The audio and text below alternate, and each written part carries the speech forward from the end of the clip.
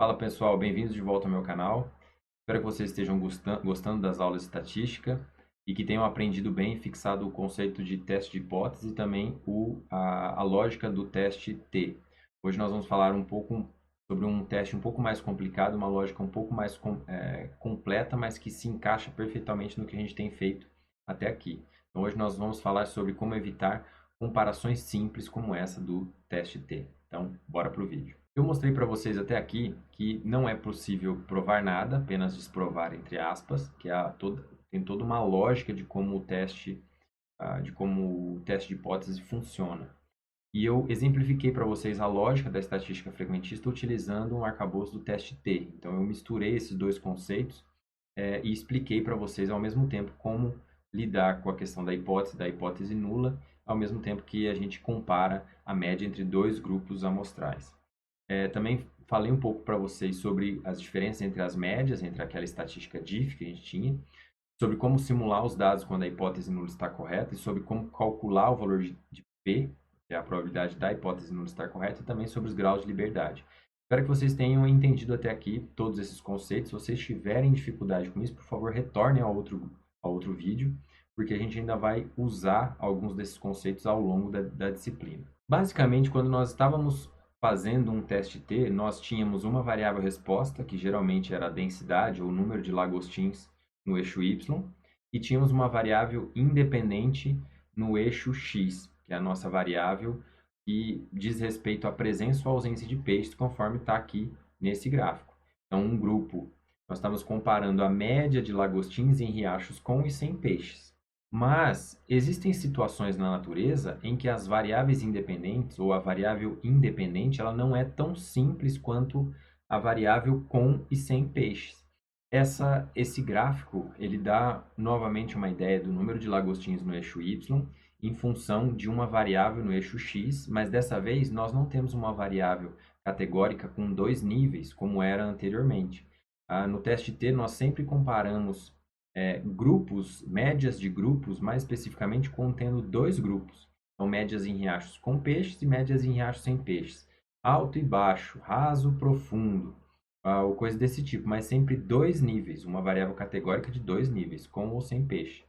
Mas existem combinações ou existem análises que precisam ser feitas dessa forma, com uma variável independente com mais níveis. Então, nesse caso, nós temos um nível da variável riachos com peixes carnívoros, representado pelo RCPC, um nível da variável com riachos sem peixes e um outro nível riachos com peixes herbívoros.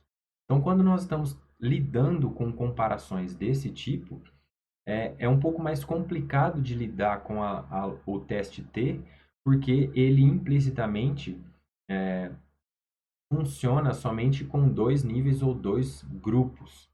Ele funciona como uma comparação entre médias de dois grupos, mas não com três, com quatro, com cinco ou com mais. Então, nesse caso, que estratégia que a gente pode fazer para lidar com esse tipo de análise com o teste T, por exemplo? Quando nós estamos fazendo esse tipo de análise, uma coisa que a gente pode fazer é estabelecer comparações par a par. A gente pode fazer uma comparação riachos com peixes carnívoros e riachos sem peixes. E aplicar um teste T para comparar essas diferenças entre as médias. Nós podemos também fazer uma outra comparação, por exemplo, em riachos sem peixes e riachos com peixes herbívoros. Essa seria uma segunda comparação, aqui marcada nessa caixinha em verde. E nós teríamos uma terceira comparação, que seria entre os riachos com peixes carnívoros e riachos com peixes herbívoros, que é a nossa terceira comparação lá em cima, em vermelho. Então, para analisar diferenças entre as médias, entre esses três níveis da mesma variável, eu poderia aplicar não um, mas três testes T. Um para cada um desses pares de níveis. O problema disso é que a cada teste T que nós fazemos, nós rejeitamos a hipótese nula sob uma condição. Quando ela assumir um valor de probabilidade menor que 0,05 ou menor que 5%. E como nós estamos fazendo três testes T, nós assumimos esse mesmo erro de 5% em cada um dos três testes independentemente. Mas como nós estamos fazendo 3 testes T em vez de apenas um, a nossa taxa de erro, que é essa nossa taxa limiar de 5%, ela aumenta. À medida que eu faço múltiplos testes, a chance de um desses testes eu rejeitar a hipótese nula, quando ela na verdade é correta, ela aumenta. É como se eu tivesse uma chance de 5% de probabilidade em cada um desses testes. Se eu fizesse 3 testes, a minha probabilidade de rejeitar a hipótese nula seria 3 vezes maior, ou 3 vezes aumentada em relação àquela probabilidade. Então, eu teria não uma chance em 20, que daria 5%, mas 3 chances em 20, ou simplesmente 15%. Então, fazendo 3 comparações par a par, 3 testes T de uma vez, eu teria uma probabilidade de rejeitar a hipótese nula em pelo menos um desses testes de 15%. E na hora que nós estamos fazendo esse tipo de comparação, nós não podemos aumentar a taxa de erro, porque senão nós podemos tomar uma decisão completamente errada, simplesmente devido ao acaso. Então, para minimizar esse problema, o que geralmente é feito é se você está fazendo vários testes sequenciais, como esse que nós estamos fazendo, nós podemos simplificar e dividir a taxa de 5% pelo número de testes que nós estamos fazendo. Então, por exemplo, vocês se lembram que a gente rejeita a hipótese nula quando a probabilidade for menor que 0,5%, ou 0,05, ou simplesmente 5%. Como eu estou fazendo 3 testes e eu não posso permitir que o meu erro do teste aumente muito para 15%, então eu dividiria a probabilidade de 5% por 3, porque eu estou fazendo 3 testes sequenciais. Se eu estivesse fazendo 4, 5 ou 6 testes, eu dividiria esse valor de 5% por 4, por 5 ou por 6, dependendo do número de testes que eu estaria fazendo. Isso me daria uma probabilidade de erro, uma probabilidade limite para aceitar ou rejeitar a hipótese nula, nesse caso de 3 testes, de cerca de 1,7%. Então, sim, eu só rejeitaria a probabilidade da hipótese nula estar correta se eu encontrasse uma probabilidade, um valor de P, menor que 0,017 ou de 1,7%. Por que isso? Porque como eu estou fazendo 3 testes seguidos, se eu somar esses valores de probabilidade, esse 1 dividido por 20 dividido por 3, na verdade, seria uma probabilidade de 1 dividido por 60, que é uma probabilidade de 1,7%.